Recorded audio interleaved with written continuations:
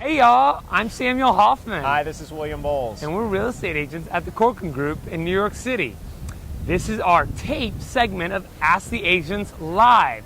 We haven't been out here in a while, or we haven't been taped in a very long time, so for those of y'all who are used to us being live, we are live but taped today in Central Park in New York City. But still released at 11 a.m. Eastern every Tuesday, right? So even though we're back out in the park, it's actually kind of great to be back outside. It right? is. It's a little beautiful. bit more interesting frame than we've had for the past 4 months. But a little chilly, but it's all right. So we're going to treat this like a live show. We're going to do it in one take, which is what we're not used to do, right? We have a lot of questions, Samuel. We do. A lot of good questions. We have a lot of good questions. So I'm going to start with the first one, which is, what's the deal with land lease buildings? How does that affect your value and your monthly? Right, so land lease building. What is a land lease building? A land lease building is a cooperative that sits on a piece of land that the cooperative does not own, right? Mm-hmm. So a side note, a condo cannot be a land lease because a condo has to own the land that it sits on, right? Correct. So it's a little bit of a hybrid, I guess, that way, because most land lease buildings, even though they're co-ops, actually often function like a condominium. Mm-hmm. But basically, there are two things to be paid every month, which does affect your monthlies. There is the running the building, you've got the staff, you have all of that, but then you also have to pay the ground lease, right? So the building sits on a piece of land, a third party owns that, you're paying that lease as an owner every month, as a shareholder every month. What does that mean about monthlies? It means that they're usually higher because you have an extra cost in there that you don't have for other buildings. Most buildings own the land that they sit on in New York City. Land lease buildings do not. So I think that's the first question. The second part of the question is, how does it affect value, right? You generally get a better deal going into one of these land lease buildings because there's less demand. All real estate is supply and demand. There's less demand for those because there is perhaps perceived as higher risk. You have the extra monthly costs. There's a multitude of reasons why people would perhaps not want to be in a land lease building. That's an opportunity for you as a buyer. You get a better deal. But then you just have to remember, go ahead. You were going to jump in. No. I was going to say, when you go to sell, I was going to jump in and go to the next question. We forget we're out here again. William just, I love to talk about real estate. Yeah, we love. Let me finish my thought. Okay. When you go to sell, you have to keep in mind someone else is going to get a better deal. Absolutely. Land leases tend to trade below market value, right? I think that's... No. So let's do two quick takeaways from land lease. One, they don't own the building that they sit on, or they don't own the land that they sit on, so that's an extra cost, an extra monthly. Mm-hmm. You get a better deal, but you keep that in mind for investment purposes when you go to sell it. There you go. All right? There you go. The next question? Actually, let me pull my phone out and get the next question.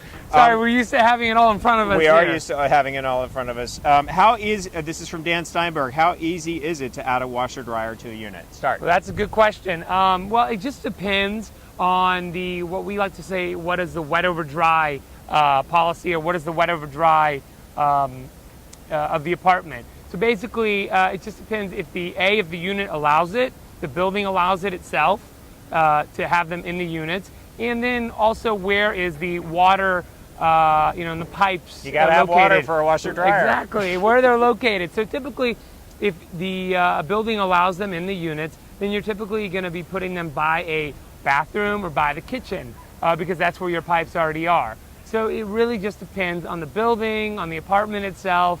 A lot of factors go in there.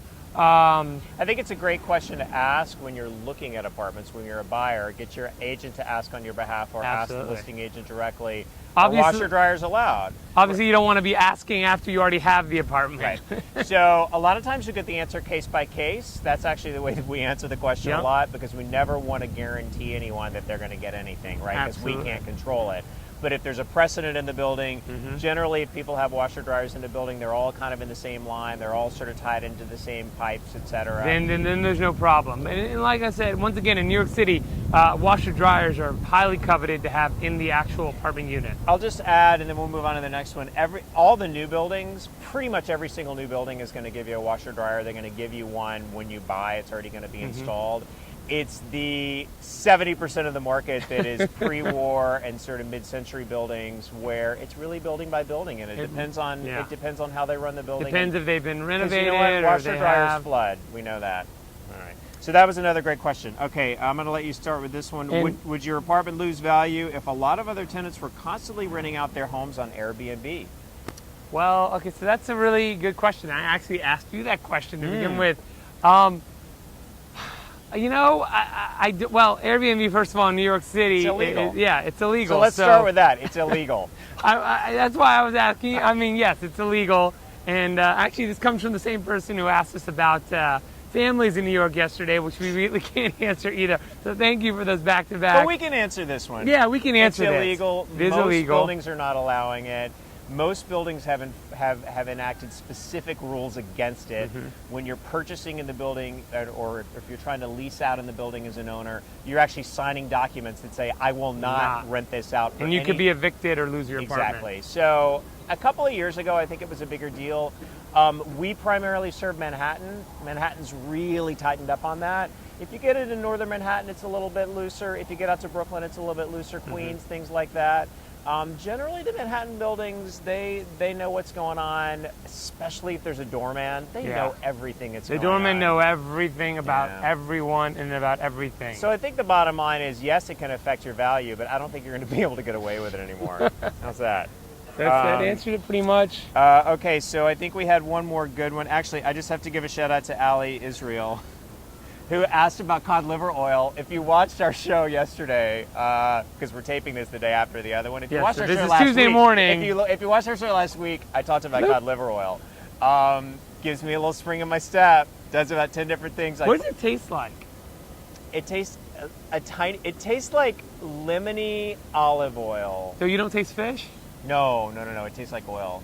It's fish from the liver of the cod. I mean, it's oil from the liver of the cod. And just 1 spoon a day? That's Don't it? think about it when you're putting it down. It's two teaspoons a day.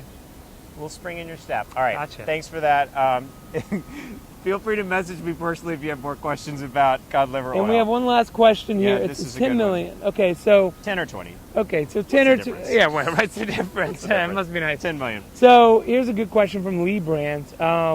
Basically, if someone has a $10 to $20 million budget and wants a new development downtown, where should they, or him or she, buy? Him or her buy? Have you visited any good new developments lately? Were you talking about the one on Murray Street? Yeah, I mean 111 Murray, 100 Bar. I mean, there's some really nice ones. 100 Obviously, Barclay is fantastic. It's gorgeous. I don't know if you can get anything for $20 million there. No, but I mean, there are some you can really get a studio. I was just down at Gramercy Square, which is a sort of a compound of 4 different buildings in a square, sort of near Gramercy Park. They're calling it Gramercy Fair. It's sort of near Gramercy Park. Really great. All right, we got some New Yorkers interacting with us. Really good development. I like it because it gives you 4 different products within one big sort of product. But there's only 200 units in the building. So even though it's sort of a big 4-unit thing, right? You have choices of finishes, you have choices of the type of building you want to live in. There are 1-bedrooms, there are 2-bedrooms, because right now one of the things we're struggling with in New York City are they're only building really big apartments. So this particular one has some smaller apartments. The price point's okay. It's I want to say a $2,200 a square foot, give or take. I know that sounds ridiculous if you don't live in New York City. It really, yeah. It sounds but ridiculous in to New me, York to City, be quite honest. that's not. It's That's actually not a like pretty competitive new development. because there are places that are everything's going to be brand new. It's going to have that washer dryer we talked about. It's if you're willing to pay up enough. Amenities galore. The buyer that I was with was looking at a really nice corner unit, 2-bedroom, 2-bath on a corner with great light. You're clearing the buildings around you. How much? It was about $4.2 million. Okay. Right. That's actually not so bad if you compare it to some of the other new developments. I don't know if that's as far downtown as the question asker And wanted to be. it's not obviously it's not 10 or 20. I mean, for 10 to 20, you're looking for a 4-bedroom galore, high floor, amenity loaded. You're talking bowling alley, swimming pool, spa, Yeah. the works basically. Yeah. 10 to 20 million, you can have your pick of New York City. Actually, if you're looking, we're actually looking at 10 to 20 million dollar places. We're right outside, Yes, we are. 15 Central Park West, one of the most prestigious buildings in all of Manhattan here. And expensive. And exactly. Probably and very still expensive. the most expensive on the west side. I would say. I mean, I think the penthouse sold a few years back for over 80 million, 81 million. And you've got here the Time Warner building where they have gorgeous penthouses and high floors that overlook all of Central Park. So it just depends where you want to be in the city. Here's the thing, if you have $10 or $20 million to spend, you're going to call us, and we're going to give you the best property tour you can imagine. The most exciting, we'll fill it with champagne, private car service. Champagne dreams, champagne and caviar dreams, yeah, what is it? Caviar, Anyway, I like it, I like it. We'll do all of that. So once again, if you guys have any questions, always feel free to ask us, Please call like us. this, share this, tag a friend in the comments. And we want to get the word out. This is once again a taped segment of Ask the Agents as summer approaches I here. guess we'll be live next week. We'll again, be live next we'll week, throw it but back live next we'll week. be throwing the tape segments and the on locations out throughout the summer. It's nice out here in New York And you City. know what we'd love to do? We'd love to have a guest standing in the middle of us. So if you have any ideas, or next to us. next to us, Of course. If you have any ideas for a guest, if you'd like to be a guest on one of our future segments, please let us know. Or if you have a location, request or somewhere we should film. Within reason, yes. Within reason, yes. Absolutely. Of course. We'd love to hear that, as we will be filming on location a few times throughout the summer, as we know you guys love to get it mixed up a little. So, once again, follow, share, do all that kind of stuff. Hope you've enjoyed this segment, as William and I definitely have. And I hope y'all have a great rest of your week. We'll see you next week. Bye. You ready? Yes.